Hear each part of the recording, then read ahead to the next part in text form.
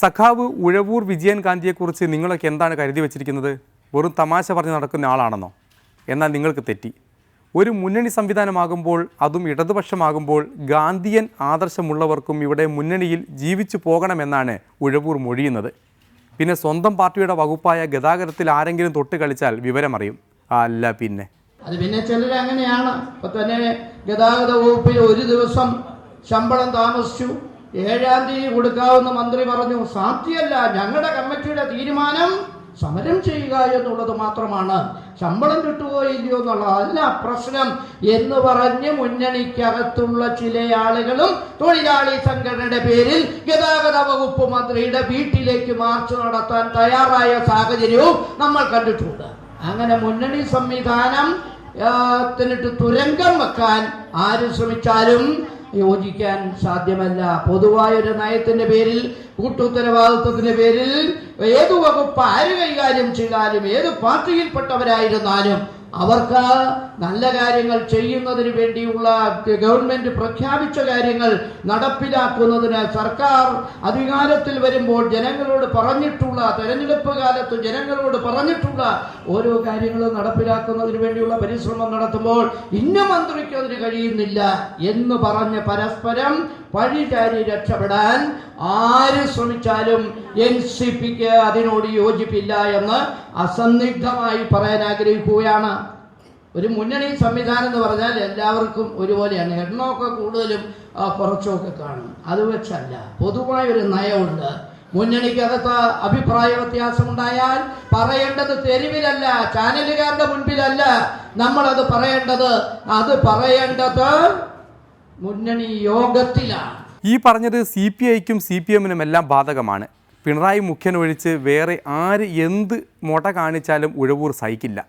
ഇനി ഉഴവൂർ ആഞ്ഞടിക്കുന്നത് സ്വാശ്രയക്കാർക്കെതിരെയാണ്. ഈ പ്രശ്നങ്ങൾക്കെല്ലാം കാരണക്കാരൻ ആന്റണിയാണ് പോലും. ഈ സ്വാശ്രയ കോളേജിൽ തന്നെ ഈ പ്രശ്നമെല്ലാം ഉണ്ടാകാൻ കാരണം AK ആന്റണി ഒറ്റയാളാണ്. ഇതൊന്നും ഇത്രയും കൊടുക്കേണ്ടതൊന്നും ഒരു കാര്യമുള്ള കാര്യമല്ല.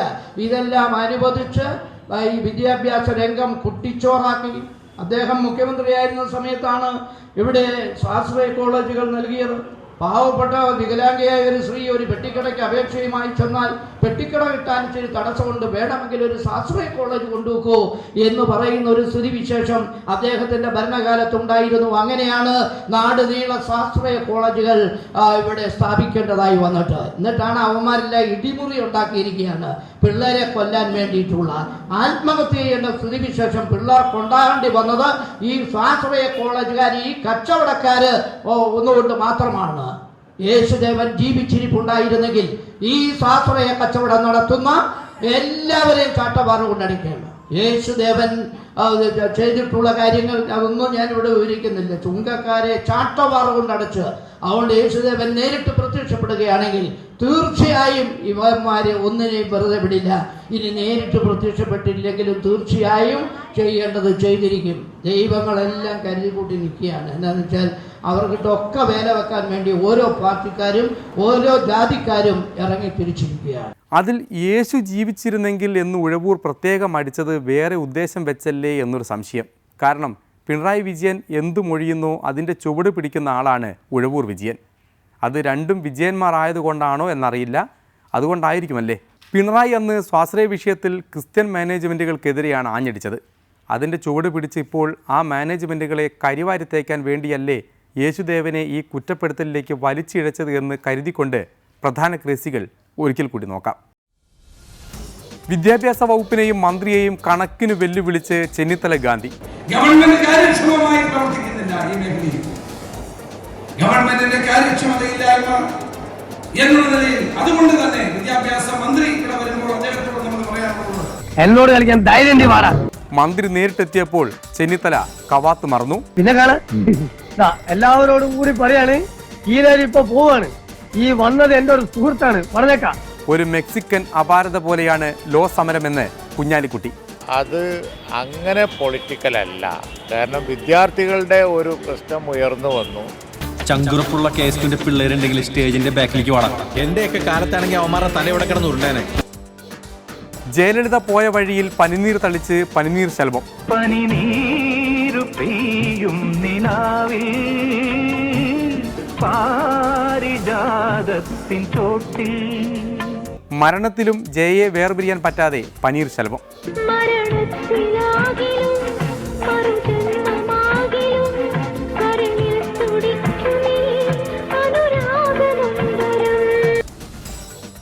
ദില്ലിയിൽ നിന്നും കേരളത്തിൽ വേരുറപ്പിക്കാൻ ഇവിടെയുള്ള മുപ്പുലികൾ സമ്മതിക്കുന്നില്ലെന്ന് PC ചാക്കോ അച്ചായൻ.